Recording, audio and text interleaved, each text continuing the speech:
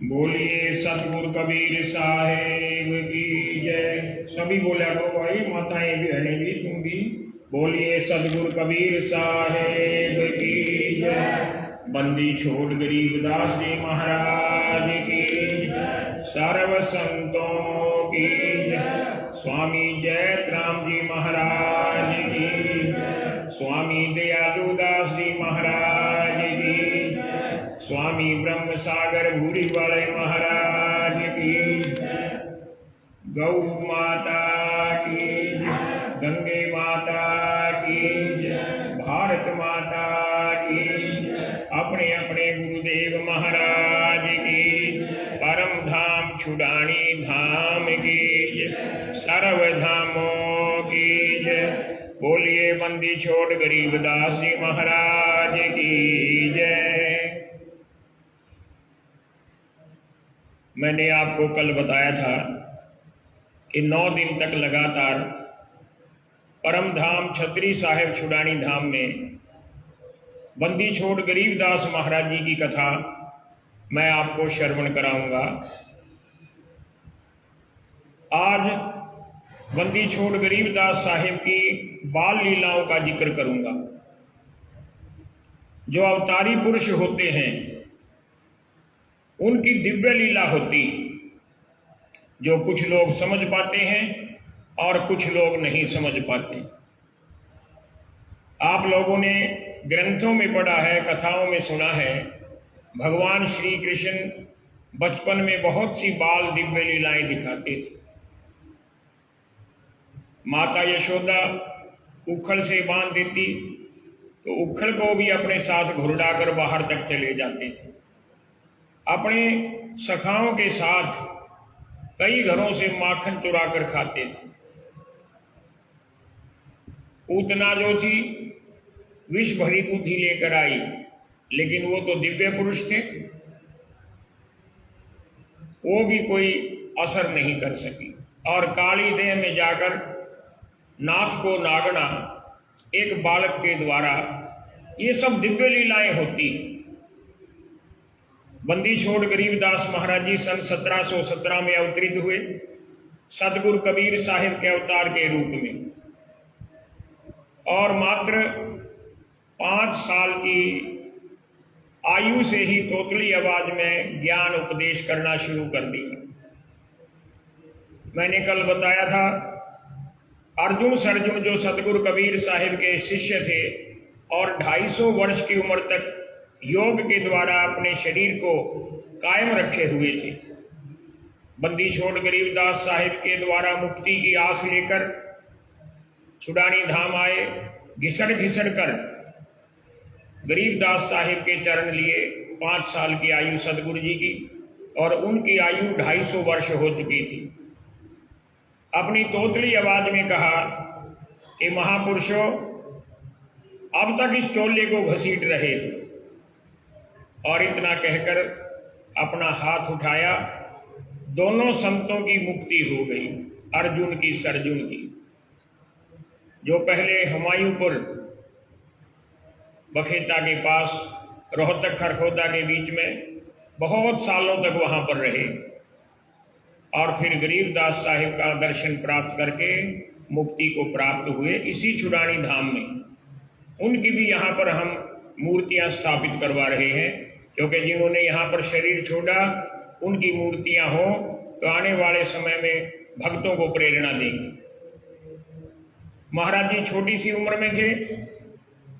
एक मिस्त्री परिवार, जांगड़ा परिवार, उनका बच्चा था मलूका।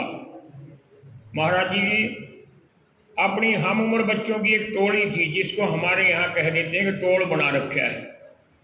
तो महाराज जी के टोल में मलूका भी शामिल था। और आजकल जैसे खेल नहीं थे, आजकल तो वीडियो गेम ज्यादा चलते हैं बच्चों के। जो परंपरागत खेल थे वो कम होते जा रहे हैं। तो उस समय छोटे बच्चे कंकरियों से खेलते थे। ऐसे कंकरी मारना, पहुंचना, एक पैर उठाकर चलना, उसको पकड़ना। तो कंकरी के खेल में एक नुकीली कंकरी थी, उस मलूका नाम के बालक की उंगली में लग गई। उसमें से खून बहने लगा, उसको दर्द हुआ तो रोने लगा। अपनी माता को पुकारता है बच्चा जब रोता है छोटा, हाय माँ कहता हुआ अपने घर की तरफ भागने लगा। तो महाराज जी गरीबदास जी ने, जो उस समय उनको गरीबा कहते थे बालकपन में, तो सदगुरु जी ने उसको रोक लिया कि मलूका रोता क्यों है, देख तेरी उंगली में तारा है। अब बच्चे का ध्यान भंग करने के लिए कोई नई बात बताई जाती है ताकि वो रोना छोड़ दे। मलूका ने देखा सचमुच में उंगली में तारा है। अब वो रोना छोड़कर प्रसन्न हो गया। तारे तो आकाश में होते हैं और वहां उसकी उंगली पर तारा जगमगा रहा है। बड़ा प्रसन्न हुआ। महाराज जी कहने लगे, जा अपने माता पिता को दिखा, इसको मुट्ठी में बंद कर ले, नहीं तो ये गायब हो जाएगा। बालक ने मुट्ठी बंद कर ली। मलूका ने भागा भागा अपनी माता के पास गया। माता देख मेरी उंगली में तारा। कहाँ है? खोल के दिखाया, तारा कहाँ था? माता तूने पता नहीं क्या कर दिया, ये तारा गायब कर दिया। वो सदगुरु जी की दिव्य लीला थी। तारा कुछ नहीं था, वो महाराज जी की दिव्य शक्ति का स्वरूप था। महाराज जी ऐसी ऐसी लीलाएं दिखाते रहे। गांव में उनकी प्रसिद्धि और उनके प्रति लोगों का आकर्षण और भाव बढ़ता गया। आजकल तो घर घर में नल लगा हुआ है, पानी का मोटर लगी हुई है, सबमर्सिबल लगे हुए। उस समय छुड़ानी धाम के रिंग बांध जो है, जिसको फिरनी बोलते हैं, उसके अंदर कहीं भी मीठा पानी नहीं था। गांव से 1 कोस की दूरी पर एक नाथ संप्रदाय का महात्मा रहता था, झोपड़ी बनाकर। वहां पर एक कुआं सा था, पक्का नहीं कच्चा, उसमें मीठा पानी था। लोग जाते, माताएं बहनें जाती, एक मटका भर कर लाती। काफी दूर जाना, काफी दूर फिर वापस आना, बड़ी कठिनाई थी। महात्मा जी भी बड़े दयालु थे। उन्होंने निर्णय किया कि यहाँ पर एक छोटा सा तालाब खोद लेते हैं। गांव के लोगों की सलाह ली, सबने कहा हमारा जी बिल्कुल ठीक है। सबने मिलकर जोहड़ खोद दिया वहां पर छोटा सा। उसमें कुछ पानी जमा हो गया बरसात का। कुछ समय तक वो पानी चल जाता था, लेकिन लोगों ने एक नियम बना रखा था कि जो कोई पानी लेने जाएगा वो एक टोकरी भरकर जोहड़ में से, तालाब में से मिट्टी निकालेगा ताकि तालाब बना रहे। अब गर्मी के समय बड़ी मुश्किल होती थी। पहले तो चलकर जाओ, 1 कोस चलकर आओ और फिर वहां धूप में मिट्टी भी खोदो। तो महाराज जी बलराम जी जो थे सदगुरु जी के पिताजी, वो गांव के मुखिया आदमी थे। इसका कारण क्या था? चौधरी शिवलाल जी ने अपने दामाद को घर जमाई रख लिया, करौथा से बुला लिया और अपनी जमीन में से बहुत सारी जमीन बलराम जी के नाम कर दी। शिवलाल जी सबसे बड़े जमींदार थे। कुछ हिस्सा अपने दामाद के नाम कर दिया और वो भी काफी बड़ा हिस्सा था। तो बलराम जी को गांव के लोग बहुत मानते थे, क्योंकि शिवलाल जी काफी वृद्ध हो चुके थे। हर कार्य के लिए बलराम जी की राय ली जाती थी। एक दिन बलराम जी ने पंचायत बुलाई, लोगों से सलाह की कि देखो बहुत दूर जाना पड़ता है, क्यों ना हम यहाँ पर कुआं खोद लें गांव के अंदर। तो जहां पर हमारा निवास है इसके बिल्कुल पिछवाड़े में, पछीत में कुआं खोदना शुरू कर दी, थोड़ा सा हटके। गरीबदास महाराज जी उस समय बहुत छोटी आयु के थे। महाराज जी खेलते खेलते आए, कहने लगे पिताजी यहाँ तो खारा पानी निकले। सचमुच में वहां खारा पानी निकले। दूसरी जगह प्रयास किया तो लोग कहने लगे बलराम तेरा लड़का तो बहुत सारी ज्ञान भरी बात जानता है, ऐसा करो पहले इससे पूछो कि कहां पर कुआं खोदा जाए। तो जहां पर आप घोड़ा कुआं है हमारे घर के पछीत में, यहाँ पर कुआं खोदा गया। महाराज जी ने अपने पैर के अंगूठे से निशान लगाया, मीठा पानी निकल आया। लेकिन फिर कुएं की कोठी चिननी होती है, फिर उसकी गड़ाई होती है। आजकल की तरह जेसीबी और क्रेन नहीं होती थी, सारा काम मानव श्रम के द्वारा होता था। तो कुएं की खुदाई बहुत बड़ा कार्य होता था, और फिर उसकी कोठी चिनना और धीरे धीरे उस कोठी को नीचे की तरफ गाड़ना। कोठी की चिनाई हो गई, जब उसको गाड़ने लगे तो वो तिरछी हो जाती है। अब लोगों को बड़ा अफसोस हुआ कि कितनी मेहनत से हमने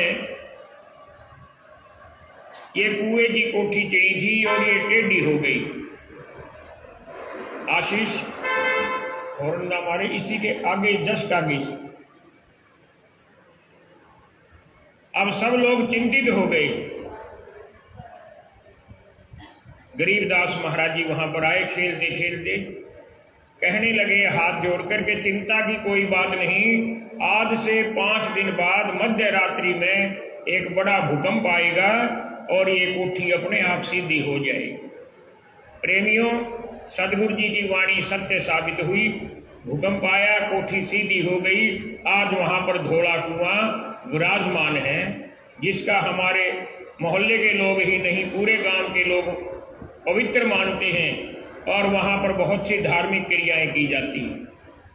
उसी धोले कुएं के बिल्कुल समीप में पिछले कुछ सालों मैंने बड़ा प्रयास किया और कुछ जमीन प्राप्त करके एक छोटा सा मंदिर भी बना दिया, जिसका नाम गरीबदासीय धोला कुआं मंदिर रख दिया, ताकि आने वाले समय में उसकी पहचान अमिट रहे, भूल ना पड़े। तो ये सदगुरु जी की देन है। छोटी सी अवस्था में भी महाराज जी बहुत कुछ दिखा देते थे। जो छुड़ानी से कबलाने वाला मार्ग है, वहां पर जहां आजकल विद्रोह है, ड्रेन है, उस क्षेत्र को नला कहते हैं। महाराज जी के वहां खेत थे। उनके पिता बलराम और माता रानी चैत का महीना था, गेहूं की कटाई के लिए गए हुए थे। आजकल की तरह कंबाइन नहीं थी, पहले हाथ से ही कटाई होती थी। ऊपर से धूप, आसपास पानी नहीं होता था। अपने घर से मटका लेकर जाते थे, थोड़ा थोड़ा पानी उसी में पीकर दोपहर का समय कर लेते थे। एक दिन माता रानी का और बलराम जी जो अपने साथ घड़ा लेकर गए, उसका पानी खत्म हो गया। अब पानी लेने बहुत दूर जाना था। गरीबदास महाराज जी अपने साथियों के साथ वहीं पर खेल रहे थे। माता रानी ने कहा, बेटा इधर आ, हम तो गेहूं काट रहे हैं और तू ऐसे कर ये घड़ा ले जा, इसको भर के लिया। महाराज जी ने बात अनसुनी कर दी, खेलते रहे अपने साथियों के साथ। भैया रास्ता ना बोलो, बजे के बगल में नहीं, इसके आगे, तू वहीं खड़ा रह जरा। महाराज जी पानी लेने तो गए नहीं, वहीं खेलते रहे। माता को प्यास थी, उठकर आई दराती छोड़कर, गुस्से में बोली, बेटा तू बड़ा आजकल शरारती हो गया है, हुक्म नहीं मानता। मैंने तेरे को कहा था कि पानी लेकर आ। कहने लगे, माता नाराज मत हो, पानी का घड़ा भरा हुआ है। पानी का घड़ा कैसे भर गया? तू तो गया नहीं, हम तेरे को देख रहे थे। नहीं माता जी आओ। तो माता जी ने आकर देखा तो घड़ा पूरा भरा हुआ। पिताजी भी आ गए, आसपास के लोग भी आ गए। पूछने लगे, जब तू गया नहीं तो ये पानी का घड़ा भर कैसे गया? महाराज जी ने अपनी बाल सुलभ शैली में कहा कि सारी पृथ्वी के नीचे पानी ही पानी है, जहां मर्जी खोदो पानी निकलता है। आसपास के जो लोग कटाई के लिए आए थे कहने लगे, जरा खोद के दिखाओ। तो महाराज जी ने अपने ऐसे हाथ से थोड़ा सा खड्डा किया और वहां पर जल आ गया। सभी ने चक्कर देखा, बड़ा मीठा पानी था। थोड़े दिन बाद ये बात चारों तरफ फैल गई। अब वहां पर वो कुएं जो है आज भी विराजमान है, आज भी हाजिर है। उस क्षेत्र को नला कहते हैं। बाद में एक उदासीन संप्रदाय के संत घूमर दास ने वो पक्की कुएं बनवाई थी। तो सदगुरु जी की लीलाएं तो अनंत हैं। सदगुरु की महिमा अनंत, अनंत किया उपकार, लोचन अनंत उघाड़िया, अनंत दिखावन हार। महाराज जी जो थे गाय चराते थे, उनके साथ उनके साथी भी होते थे। एक बार उनकी गाय चरती चरती दुल्हेड़ा के पास जो खेड़का गांव है उसकी सीम में जा घुसी और एक किसान का खेत बाजरे का था, उसको चरने लग गई। गाय तो कई थी और महाराज जी की गाय भी थी। अब बच्चों ने देखा कि जिसका खेत है कहीं वो आ ना जाए, वो अपनी अपनी गाय हाँक कर दूर ले गए और महाराज जी भी वापस आ गए। खेत के मालिक ने देखा कि सारा खेत उजाड़ दिया। पड़ोसियों से पूछा, कहने लगे कि छुड़ानी के बलराम का लड़का गरीबा और उसके साथी थे। किसान को बहुत दुख हुआ, क्योंकि किसान की खेती आमदनी होती है, उसमें नुकसान सहन नहीं कर सकती। उसने छुड़ानी आकर शिकायत नहीं की, सीधा झज्जर के नवाब के पास गया और वहां पर मौखिक शिकायत कर दी कि छुड़ानी के बलराम के लड़के गरीबा ने मेरे खेत की फसल उजाड़ दी। अब वहां से अहलकार आ गए छुड़ानी में बलराम जी के घर कि आपके लड़के ने फला किसान का खेड़के गांव के का खेत उजाड़ दिया, आपको जुर्माना देना पड़ेगा, दंड भोगना पड़ेगा। बलराम जी कहने लगे, अगर मेरे बेटे ने ये हरकत की है मैं तैयार हूं, लेकिन पहले एक बार जाकर खेत तुम भी देख लो और मैं भी देख लेता हूं। छुड़ानी से 5-7 आदमी गए, नवाब के अहलकार गए और जब बताया हुआ खेत था कि ये उजाड़ा था, क्या देखते हैं कि वो तो खेत पहले की तरह हरा भरा है। ये कैसे हुआ? गरीबदास महाराज जी अपने घर में थे, अहलकार आए, सारी बातचीत हुई, महाराज जी चुपचाप सुनते रहे और जब वो चले गए तो अपनी योग माया का, अपनी असंख्य शक्ति का प्रयोग करके उन्होंने खेत को फिर से हरा भरा कर दिया। सदगुरु क्यों कहते हैं? क्योंकि वो समर्थ पुरुष होते हैं, उनको कोई चीज कठिन नहीं, असीम शक्ति के मालिक होते हैं। इसलिए तो हम लोग परमात्मा के पीछे पीछे दंडवत करते हैं, परिक्रमा करते हैं, क्योंकि वो ताकत का मालिक है, असीम शक्ति का मालिक है। उससे हम शक्ति प्राप्त करते हैं, भक्ति प्राप्त करते हैं, वो हमारी रक्षा करता है, वो हमारे पर कृपा करता है और वो हमारी मुक्ति करता है।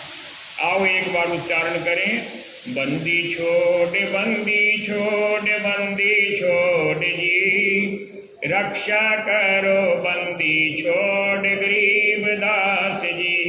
बंदी छोड़ बंदी छोड़ बंदी छोड़ जी, कृपा करो बंदी छोड़ गरीब दास जी। बंदी छोड़ बंदी छोड़ बंदी छोड़ जी, शक्ति बख्शो बंदी छोड़ गरीब दास जी। बंदी छोड़ बंदी छोड़ बंदी छोड़ जी, भक्ति बख्शो बंदी छोड़ गरीब दास जी। बंदी छोड़ बंदी छोड़ बंदी छोड़ जी, मुक्ति बख्शो बंदी छोड़ गरीब दास जी।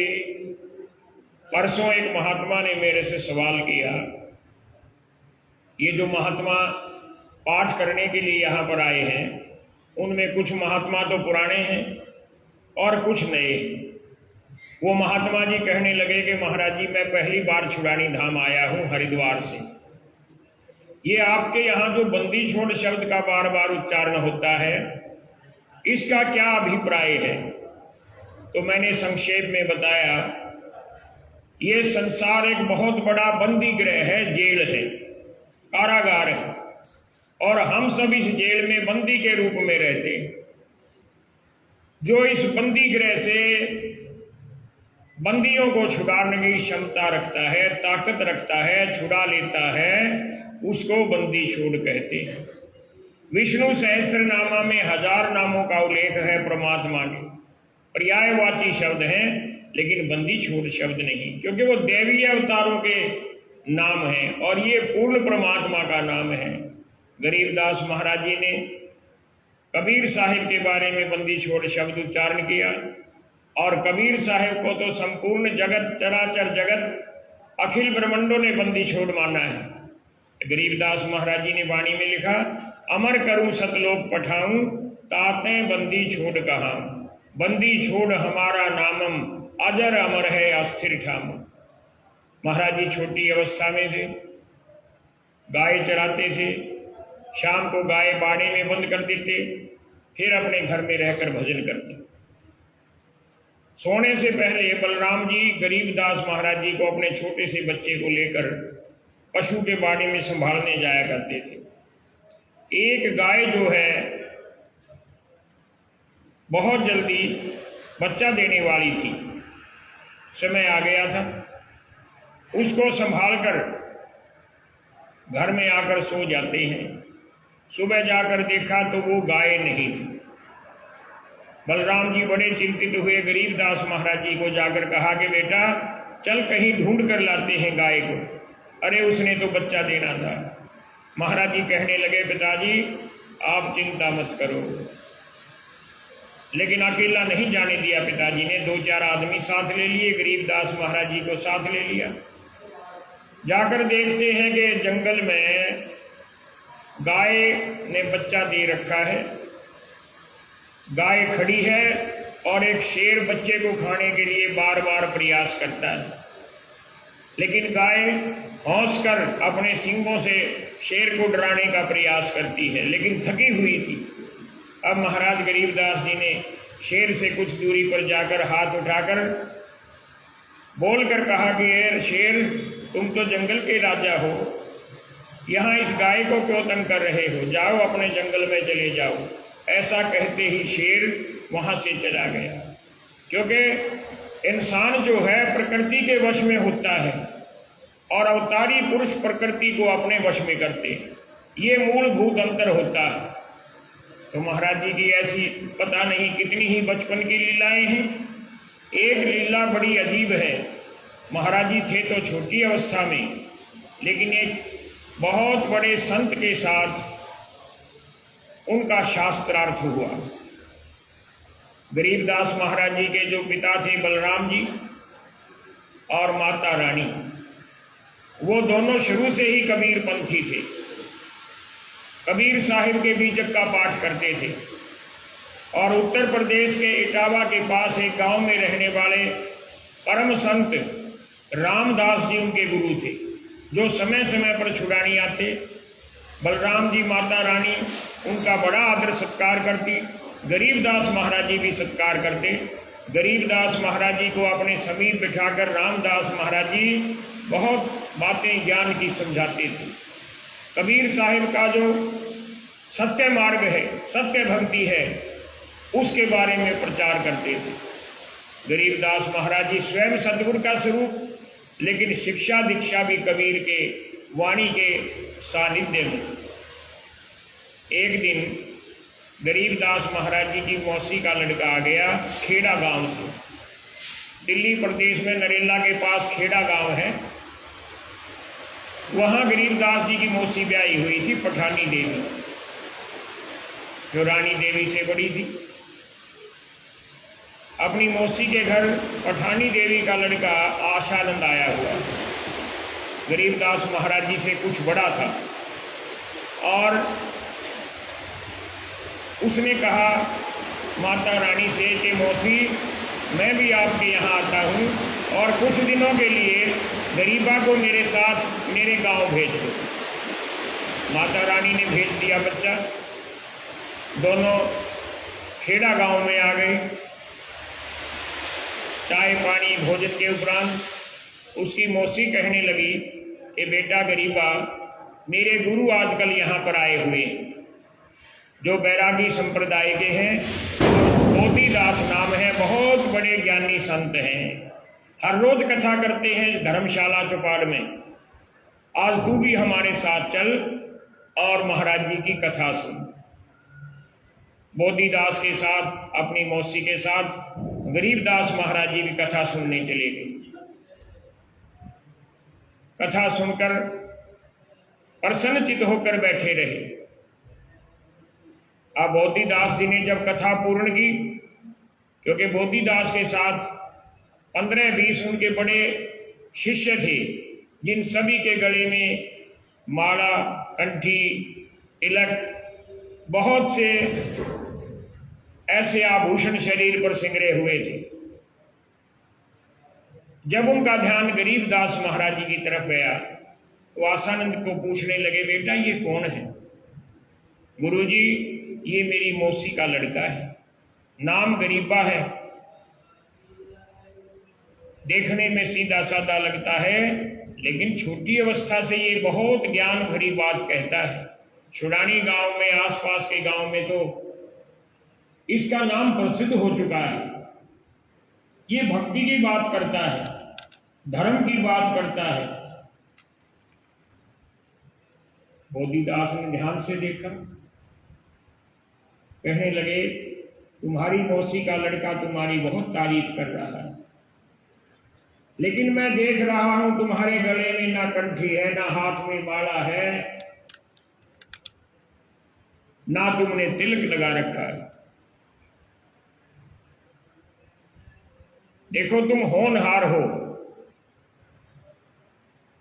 तुम मेरा शिष्य बन जाओ, तुम्हारे को कंठी दे दूंगा, माला दे दूंगा, माथे पर तिलक लगा दूंगा, सिर पर हाथ रखकर, और तुम्हारे को ऐसा ज्ञान दूंगा कि तुम्हारी मुक्ति हो जाए।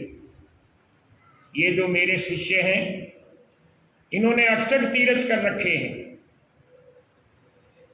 सारा कर्म कांड जानते हैं।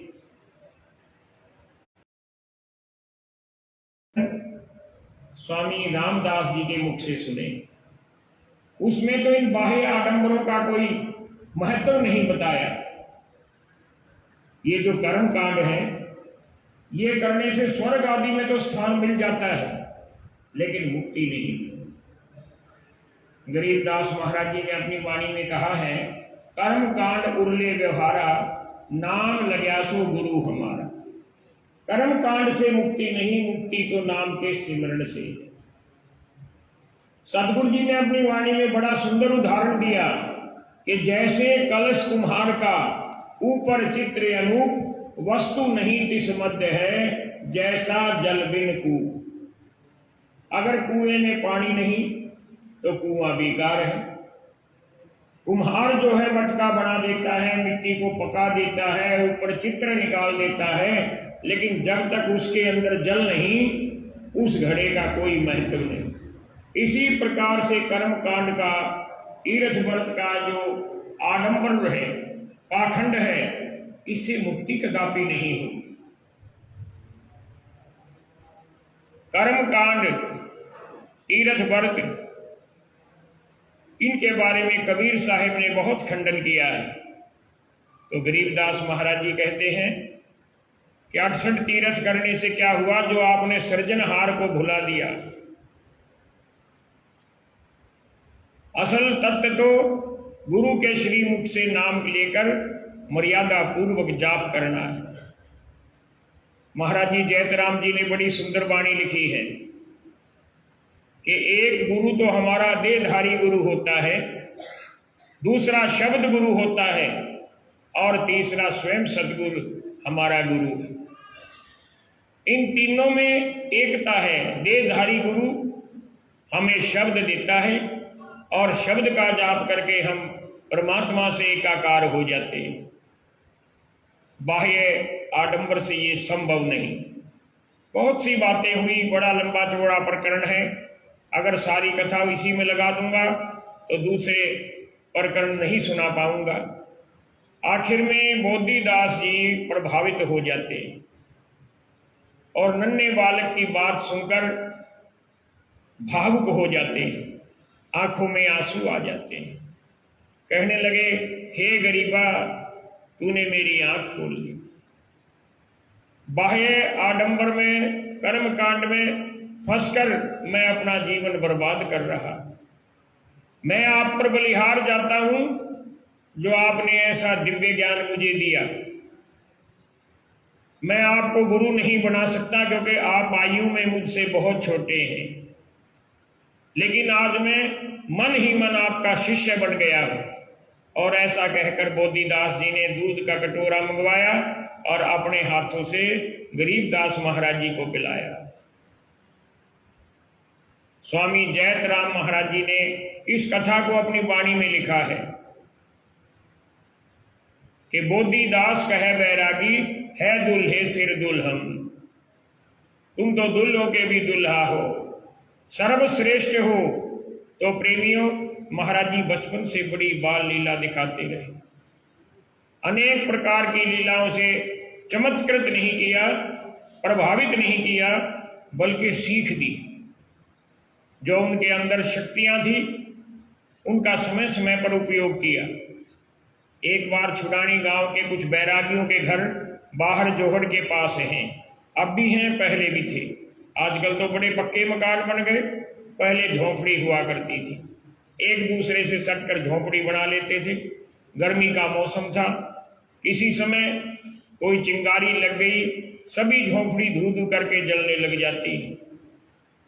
कोई बाल्टी लेकर, कोई लोटा लेकर अग्नि बुझाने का प्रयास करता है, अग्नि बुझ नहीं रही, सारा गांव भाग रहा है कि अग्नि को बुझाएं। गरीबदास महाराज जी भी छोटी सी अवस्था में दौड़े चले आए और बिना कुछ कहे अग्नि के अंदर छलांग लगा दी। माता रानी बलराम जी चिल्लाने लगे, हमारा बेटा तो भस्म हो जाएगा। लेकिन गांव के लोग क्या देखते हैं कि छोटे से गरीबा ने अपना स्वरूप इतना लंबा कर लिया, इतना बड़ा कर लिया, और सारी अग्नि को, जैसे भगवान शंकर ने विष पी लिया, सारी अग्नि को अपने मुख में समा लिया। अग्नि शांत हो गई। आप कहेंगे ये क्या हुआ? वैसे तो सिद्धियां अनेक होती हैं, लेकिन 8 प्रकार की सिद्धि प्रमुख होती है। एक सिद्धि होती है अणिमा। अणिमा सिद्धि का मतलब है कि योगी लोग जो होते हैं अपने शरीर को अणु के भी समान, अणु से भी छोटा बना लेते हैं। एक होती है महिमा सिद्धि, अपने शरीर को जैसा चाहे बड़ा, लंबा, चौड़ा, विराट बना ले।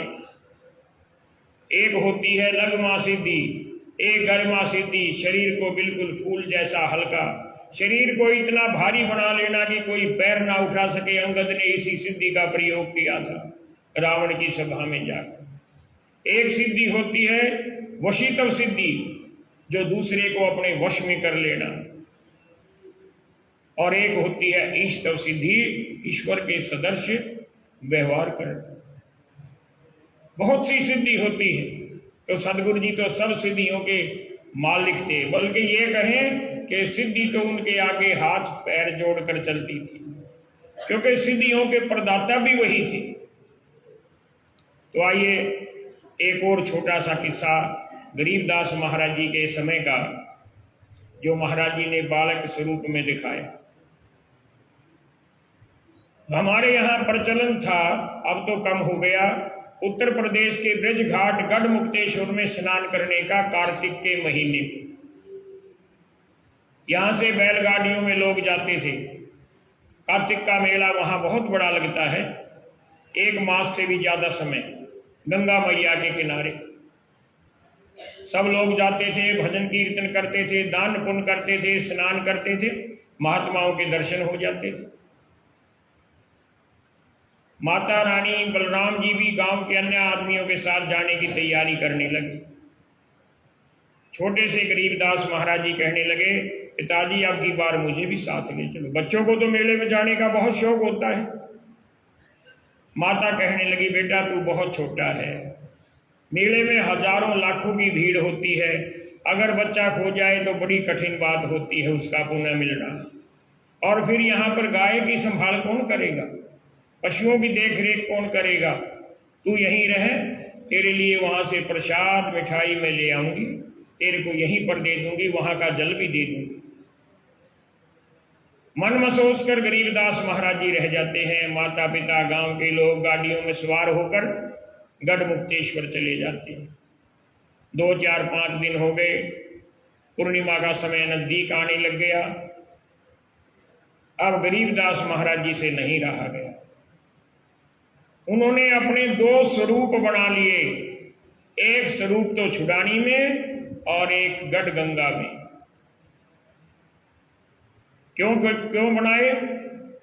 उन्होंने अपने दिव्य नेत्रों से देखा कि गढ़ मुक्तेश्वर में एक जोगी, जिसकी पुत्री शादी के लायक हो चुकी है लेकिन धन नहीं, अपनी पुत्री की शादी की चिंता में आखिर में उसने निर्णय किया कि मेले में 30 दिन तक सारंगी बजाऊंगा, कुछ गाने का प्रयास करूंगा। वो गायक नहीं था, हो सकता है थोड़ी बहुत पूंजी मेरे पास इकट्ठी हो जाए। अब 25 दिन हो चुके थे, उसके पास 2-3 रुपए इकट्ठे हुए। उन दिनों वैसे 2-3 रुपए बहुत होते थे, लेकिन इतने से कार्य नहीं संपन्न होना था। अब महाराज गरीबदास जी ने जब ये सारा माजरा अपने दिव्य नेत्रों से देख लिया, निर्णय किया कि इसकी लड़की की शादी के लायक रकम जुटाकर वापस आऊंगा। अपना एक स्वरूप छुड़ानी धाम में छोड़कर गायों की सेवा के लिए, घर की देखरेख के लिए, और दूसरे स्वरूप को लेकर पहुंच जाते हैं गढ़गंगा में। मेले में पहले तो उस जोगी का भजन सुनते हैं और फिर सारंगी लेकर कहने लगे, लाओ बाबा ये सारंगी दे दो। जोगी कहने लगा, बेटा तू कुछ जानता है गाना बजाना? महाराज जी कहने लगे, कोशिश तो करूंगा। सारंगी ले ली और सारंगी लेकर महाराज जी ने तान छेड़ दी। रामजी दास, अरे बोलो भाई, तुझे नींद आ गई? रामजी दास भी बहुत अच्छे भजन गाता है, इसलिए मेरे को याद आ गया। महाराज जी ने वहां पर राग बिलावल गाई, जो हम वाणी का पाठ करते हैं, इसमें राग बिलावल आता है। उसमें बहुत सारे भजन हैं, एक से एक सुंदर, एक से एक मार्मिक।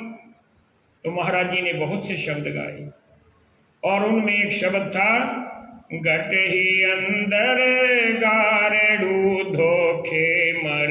बोल गई, बोलना नहीं खाया तुमने। घट ही अंदर गारेडू धोखे मर गैया, सार सबद चीना नहीं कुछ भेद न लहिया जी। घट ही अंदर गारेडू धोखे मर गैया, सार शब्द चीना नहीं कुछ भेद न लहिया। गारडू कहते हैं जो सर्प के जहर को उतारने वाला होता है। आगे बताओ। सूंघ कर ग्रह डंक लगावे, न्योल जड़ी को सूंघ कर ग्रह डंक लगावे, पन बम्बी शोडसी कहीं जान न पावे, सरपन बम्बी शोडसी कहीं जान न पावे। घट ही अंदर गारेडू धोखे मर गैया, सार सबद चीना नहीं कुछ भेद न लहिया जी। आगे बताओ। नहीं कुछ भेद न लहिया जी। दीन रे फुम्बी फुनकारा, बाजी अनहद दीन रे फुम्बी फुनकारा, बाजी गरी जाने गुरु हमारा, बगल विद्या बाजी गरी जाने गुरु हमारा। घट ही अंदर गारेडू धोखे मर गैया, सार सबद चीना नहीं कछु भेद न लहिया जी। चीना नहीं कुछ भेद न लहिया जी। गारेडू जिन मंतर दीन्या, सतगुर मिलिया गारेडू जिन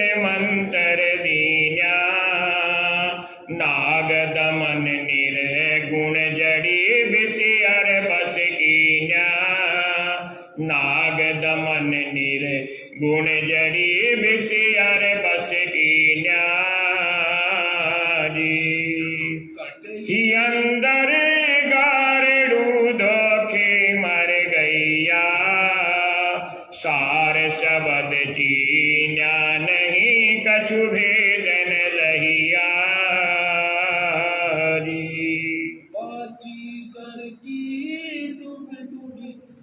कर बिर माया बाजीगर की डुग डुगी बिसियर बिर माया घाल पिटार ले चला घर बार नचाया घाल पिटारे ले चला घर बार नचाया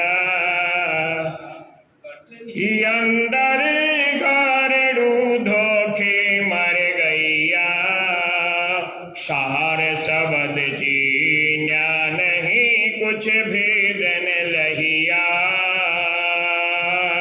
जी सतगुरु जीगर पूरा सतगुरु ऐसा चाहिए बाजीगर पूरा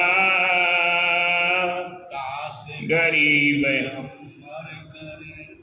दर्श जहूरा दास गरीब करें दिल दर्श जहूरा सतगुरु ऐसा कीजिए बाजीगर पूरा दास गरीब अमर करें दर्श जहूरा घट ही अंदर गारड़ू धोखे मर गैया सार शबद चीन्या नहीं कछु भेदन लहिया जी। बैठो माँ जी।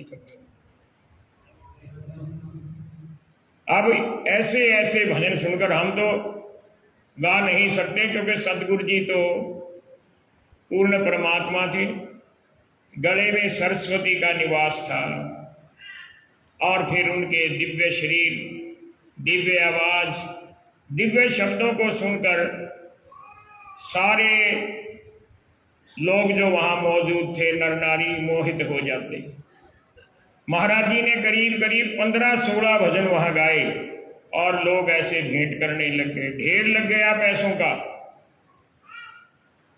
एक क्या चाहे कितनी ही कन्याओं की शादी हो, कम नहीं पड़ता। माता जी भी देख रही थी, पिताजी भी देख रहे थे कि ये लड़का जो है कद काठी में, शक्ल सूरत में, हाव भाव में, आवाज में तो हमारे गरीबा जैसा है, लेकिन वो तो यहां से कितने ही कोस दूर छुटानी धाम में है और इतना छोटा है कि पैदल चलकर तो आ नहीं सकता। पैदल आए तो कई दिन लग जाएं, फिर उसको रास्ता कैसे मालूम हो। वो बड़ी आश्चर्यचकित रह गई, लेकिन खुश चांदी का एक सिक्का लिया और उस पर डब्बी में से गैरू निकालकर निशानी करके और अपने हाथ से जाकर उस बालक के सिर के ऊपर से वार कर उसकी जेब में डाल दी। महाराज जी ने वो सिक्का निकालकर फिर जोगी को दे दिया। जोगी कहने लगा, मैं नहीं जानता आप कौन हैं, इस बाल स्वरूप में मेरे कृष्ण भगवान आए, मैं आपको शत शत प्रणाम करता हूं। ये माया आपकी है, आप लेकर और अच्छा पक्का घर बनाओ, सुखी रहो। अब जोगी ने कहा कि मेरी तरफ से बेटा ये इनाम ले जाओ। वही सिक्का गरीबदास जी को फिर दे दिया और महाराज जी ने सहर्ष लेकर जेब में डाल दिया। अब मेला तो संपूर्ण हो गया। माता जी और पिताजी और गांव के लोग वापस आ गए। देखा घर में सब ठीक है, साफ सफाई है, पशु है। जाकर माता जी ने मिठाई दी, गंगा जल का आचमन कराया, एक दो बच्चे के लिए खिलौने लेकर आई थी, वो भी दे दिए। कहने लगी, बेटा एक बात से मैं बहुत चकित हूं, तेरे से बिल्कुल शक्ल में मिलता जुलता इतनी ही उम्र का एक बालक वहां मेले में सारंगी पर गाना गा रहा था, भजन गा रहा था, और मैं इतनी प्रसन्न हुई कि मैंने चांदी का एक सिक्का गैरू लगाकर उस बालक को दे दिया। महाराज जी ने जेब से सिक्का निकालकर कहा, माता देखो यही सिक्का है। माता कहने लगी, बेटा यही सिक्का। अब मैं समझ गई कि मेरा लाल ही वहां का था।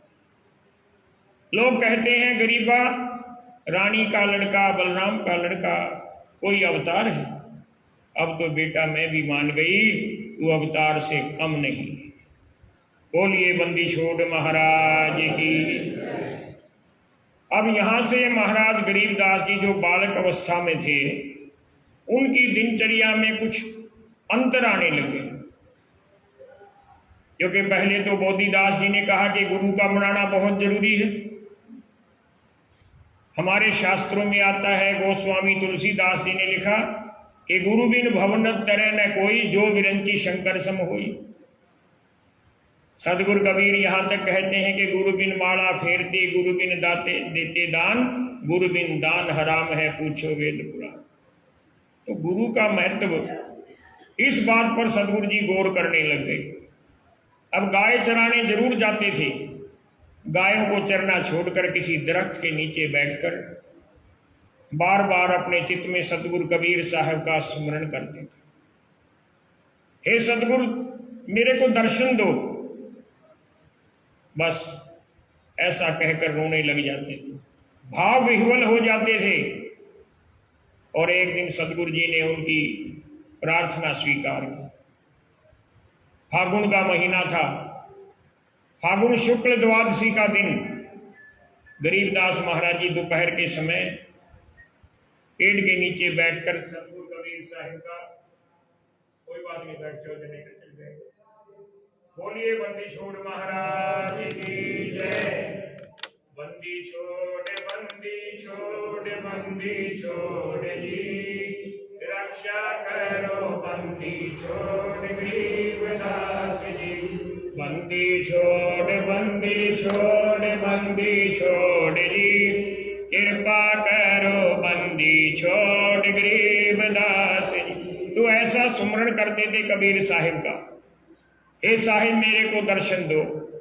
सदगुरु कबीर साहिब प्रकट हुए एक संत के रूप में, उसी नले के खेत में, और गरीबदास महाराज जी के समीप आए। एकाएक सफेद वस्त्रों में सुशोभित एक दिव्य पुरुष को अपने समीप, अपने सामने पाकर गरीबदास महाराज जी उसी बाल्यावस्था में, जब 11-12 साल के थे, खड़े हो जाते हैं, हाथ जोड़कर नमस्कार करते हैं, लंबे लेटकर दंडवत प्रणाम करते।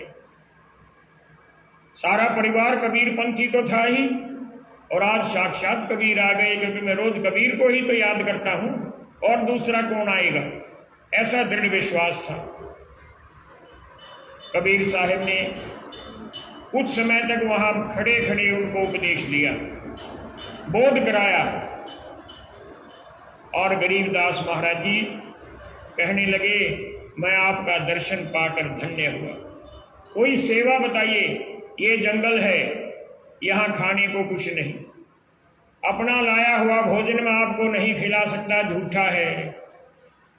साहिब कहने लगे, तेरे पास इतनी गाय हैं, बछियां हैं, एक बिना ब्याई हुई बछिया का दूध पिला दो। कहने लगे, मैं कैसे कर सकता हूं ये।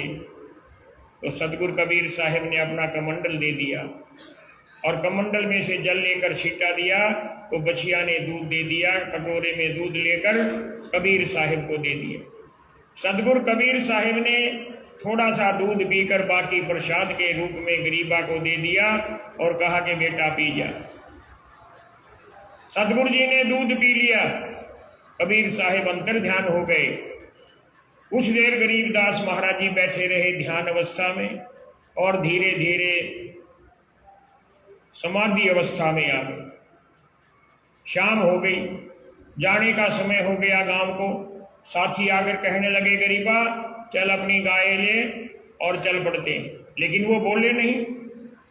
पास आकर हिलाकर देखा अरे ये तो बेहोश है।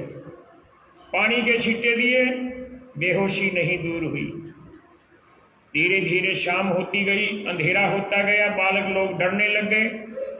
अपने अपने पशुओं को लेकर अपने घरों की ओर तेज तेज चलने लगे।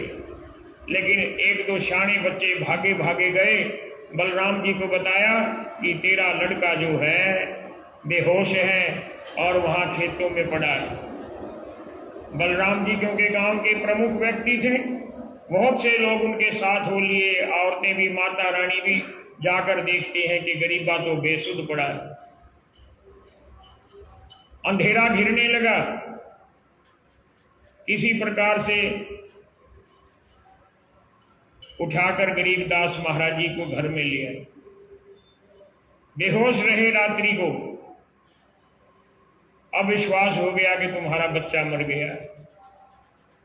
घर में विलाप होना शुरू हो गया। माता रानी का तो रो रो कर बुरा हाल था। भोर हुई, दिन निकला, कहने लगे अब कोई फायदा नहीं, इस बच्चे का अंतिम संस्कार कर देते। लकड़ियों की चिता बना दी, गरीबदास महाराज जी को उस पर लिटा दिया शमशान भूमि में। ऊपर से लकड़ी, उपले, ईंधन डाल दिया। लोग गमगीन होकर, दुखी होकर देख रहे हैं कि कल तक जो बालक इस गांव का लाडला और प्यारा था, ऐसी दिव्य बातें बोलता था, ज्ञान देता था, आज स्वयं हमें छोड़कर जा रहा है। सामूहिक क्रंदन हो रहा है। इतने में एक व्यक्ति की निगाह पड़ी कि इस बालक का तो अंगूठा हिल रहा। उसने कहा कि देखो, अभी जल्दी मत करो, अग्नि मत जलाओ, पहले देख लो। नजदीक जाकर देखा तो नबज चल रही है, पैर का अंगूठा हिल रहा। जल्दी जल्दी ऊपर से सब लकड़ी, ईंधन, उपले हटाए गए और गरीबदास महाराज जी को देखकर लोग प्रसन्न हुए। उसी समय सतगुरु जी वहीं पर उठकर बैठ गए चिता पर, और उनके मुख से क्या निकला? जय बंदी छोड़ सत साहेब, जय बंदी छोड़ सत साहेब।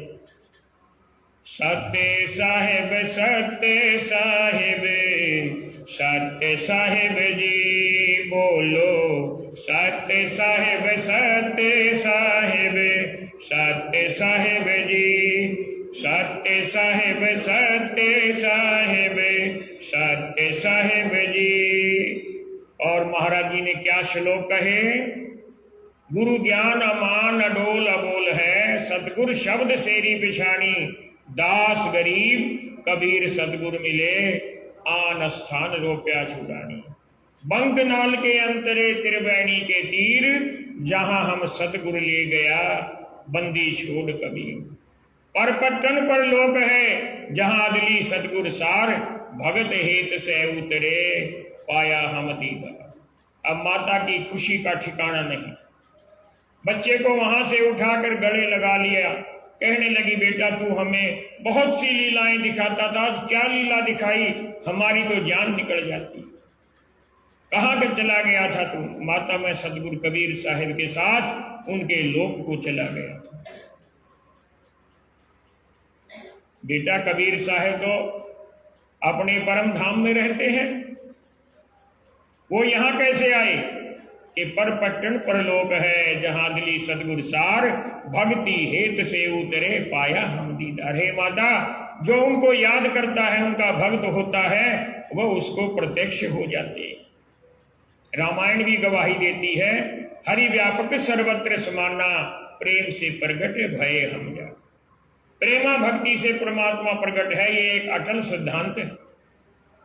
माता मैं सतगुरु के लोक की सैर करके आया हूं, बता नहीं सकता कि वहां पर क्या है, लेकिन जो लोग गरीबदास महाराज जी की वाणी पढ़ते हैं, सुनते हैं, जिन्होंने अध्ययन किया मंगलाचरण से लेकर राग धुन तक, वही बता सकते हैं। महाराज जी ने समस्त सृष्टि का, सतलोक का, अनेक लोकों का, अनेक अंडों का, ब्रह्मांडों का इतना मार्मिक और सटीक चित्रण का वर्णन कर रखा है। पढ़कर देखो, अजला के अंग में महाराज जी ने कबीर साहिब के बारे में क्या क्या लिखा है। तो बंदी छोड़ गरीबदास महाराज जी तब से वाणी उच्चारण लग गए उसी दिन से। पहले तोतली भाषा में, अटपटी भाषा में बोलते थे, लेकिन उस दिन से गरीबदास महाराज जी ने वाणी बोलनी शुरू कर दी। द्वादशी के दिन दीदार हुआ और त्रयोदशी के दिन से वाणी बोलनी शुरू कर दी। कहाँ पर? ये जो नजदीक में जंड साहेब अखंड वाणी मंदिर, यहाँ पर एक स्थान पर बैठने लगे।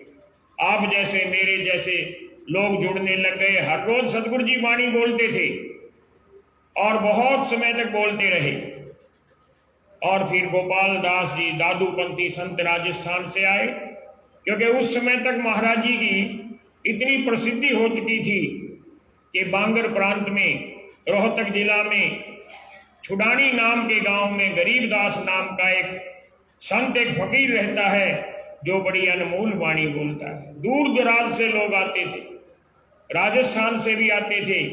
और दादूपंथी संत गोपाल दास जी जो कई संतों की वाणी के मर्मज्ञ थे, वो भी पधारे। कई दिन तक रहकर महाराज जी का सानिध्य प्राप्त किया, वाणी श्रवण की और एक दिन प्रार्थना की, हे बंदी छोड़, आप जो वाणी बोलते हैं ये हवा में विलीन हो जाती है। हम लोगों का तो कल्याण होना निश्चित है क्योंकि हम सन्मुख हैं, लेकिन जो आपके बाद जीव होंगे उनका कल्याण कैसे होगा? तो आप कृपा करें, समय निश्चित कर दें। आप जो वाणी बोलेंगे कुछ समय के लिए हर रोज, मैं उसको लिपिबद्ध कर लूं, लिख लूं, आप आज्ञा दें।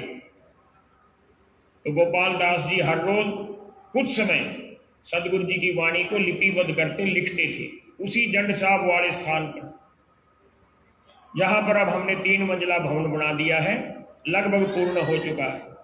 पिछले कई सालों से वहां पर अखंड पाठ चल रहे थे।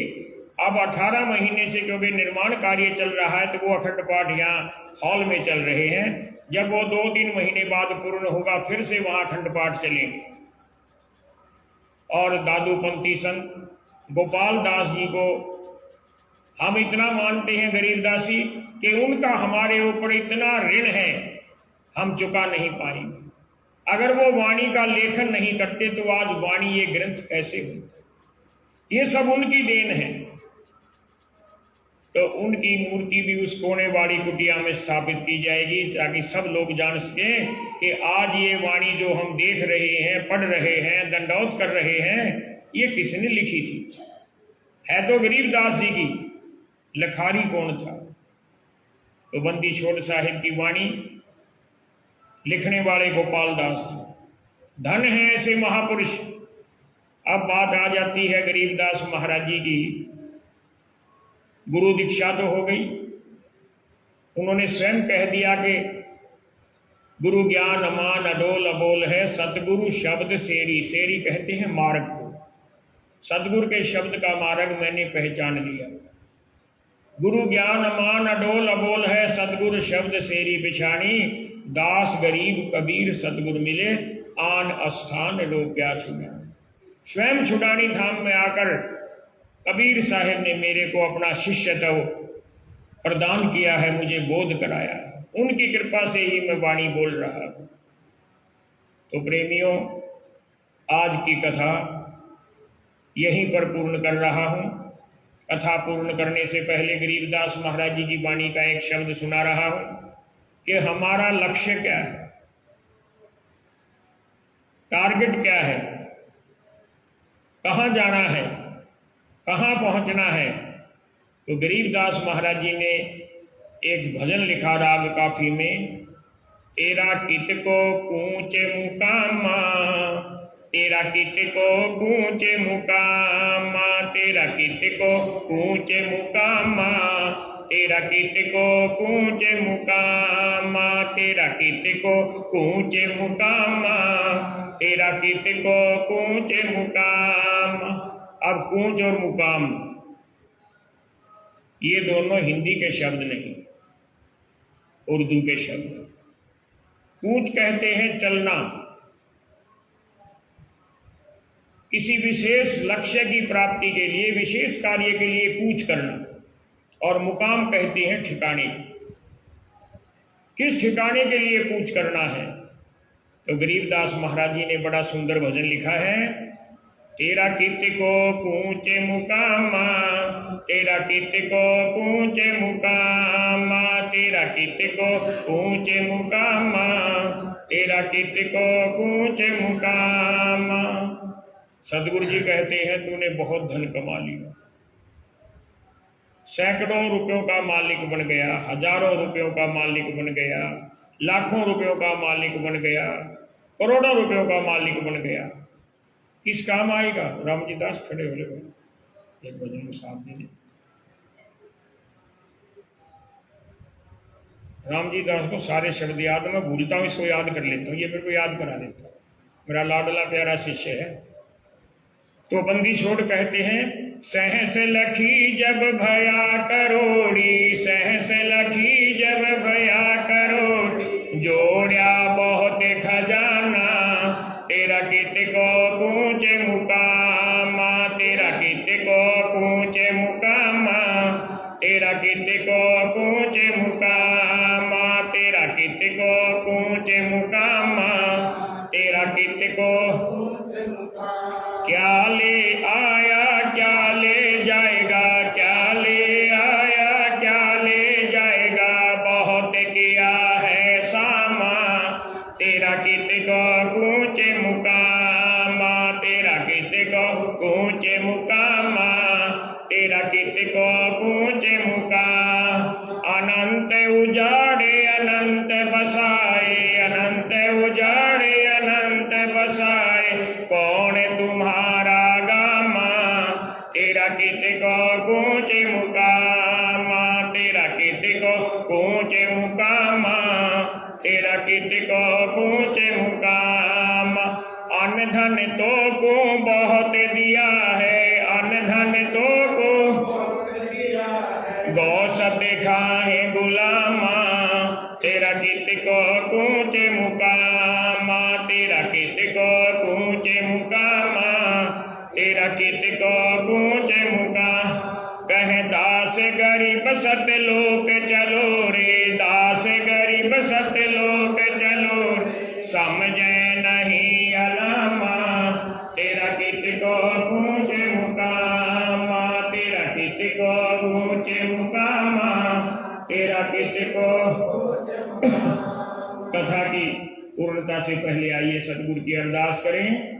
गैदी ख्याल विशाल सतगुरु अचल दिगंबर, चीर है भगत हित का याद रे आए, अवगत सत्य कबीर है, नानक दारू यग में अगाधु, तेरी जहाज केवट सही, सुख सागर के हंस आए, भगत ही राम बड़े उड़धरी, कोटे भान पर काश पूरण, रोम रोम की लार है, अचल अमंगे है सतसंगी, अवगत का दीदार है, धन सतगुरु